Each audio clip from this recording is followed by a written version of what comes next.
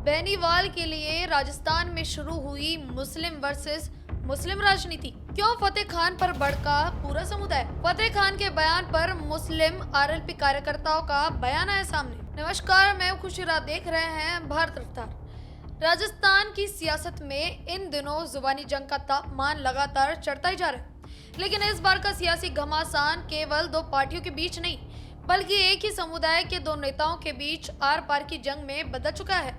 मामला जुड़ा है आरएलपी सुप्रीमो हनुमान बेनीवाल और कांग्रेस के कदावर नेता फतेह खान से। हाल ही में कांग्रेस की संविधान सद्भावना पदयात्रा के दौरान फतेह खान ने आरएलपी को लेकर एक विवादित बयान दिया था, जिसने पूरे सूबे के राजनीतिक पारे को बढ़ा दिया। फतेह खान ने आरएलपी और उसके नेताओं की तुलना बरसाती कीड़ों से कर डाली। इन दिनों आरएलपी पार्टी हनुमान बेनीवाल यहाँ जो बॉर्डर का दौरा किया था, तो आरएलपी पार्टी एक कांग्रेस के रूप में आपको किस प्रकार से चुनौती के रूप में नजर आती है? अभी जो मौसम है ना बरसात का, इसमें जब शाम को लट्टू जलता है ना, उस पर कितने तरह के पशु जीवड़े आ जाते हैं। सीजन होती है तो उसमें कई लोग आते हैं और चले जाते हैं, ऐसा कुछ नहीं। सब ध्यान। इस बयान के सामने आते ही आरएलपी के मुस्लिम कार्यकर्ता और नेता हमलावर हो गए और देखते ही देखते ये पूरा मुद्दा मुस्लिम बना मुस्लिम राजनीति की शक्ल ले चुका है। कांग्रेस नेता फतेह खान के इस तीखे बयान पर अब आरएलपी के मुस्लिम नेताओं ने करारा पलटवार किया है।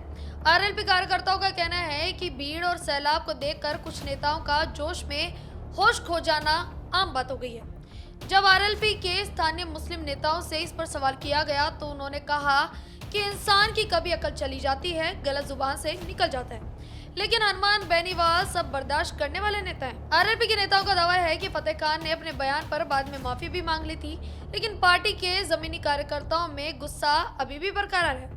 आइए आपको सुनाते हैं आरएलपी कार्यकर्ता का वो बयान जिसने इस पूरी बहस को एक नया मोड़ दे दिया है। ये अभी जो यात्रा चली है, हाँ, संविधान सद्भावना पद यात्रा जो हरीश चौधरी के नेतृत्व में जिला कांग्रेस कमेटी ने निकाली थी, कांग्रेस के निकाली थी पता नहीं। वो तो हम आपसे पूछ रहे हैं ना। हमको तो समझ में पब्लिक को आए नहीं। लोग कह रहे थे कि जिनको तकलीफ हुई उनके लिए न्याय के लिए कर रहे हैं, तो उनको तो तकलीफ 2 महीने पहले हुई। अच्छा, फतेह खान जी ने उसमें हनुमान बेनीवाल के ऊपर और आरएलपी पार्टी के ऊपर एक टिप्पणी की थी। इंसान की कभी चली जाती है, इंसान की कभी अकुल चली जाती, गलत जुबान से निकल जाता है। उसने माफी भी मांग ली थी। तो क्या आरएलपी वालों ने उनको माफ कर दिया है? माफ तो आपको पता है। नहीं, हम तो ये सुन रहे हैं उनकी फोन की घंटी अभी भी बजती रहती है। नहीं बजी, नहीं बजी।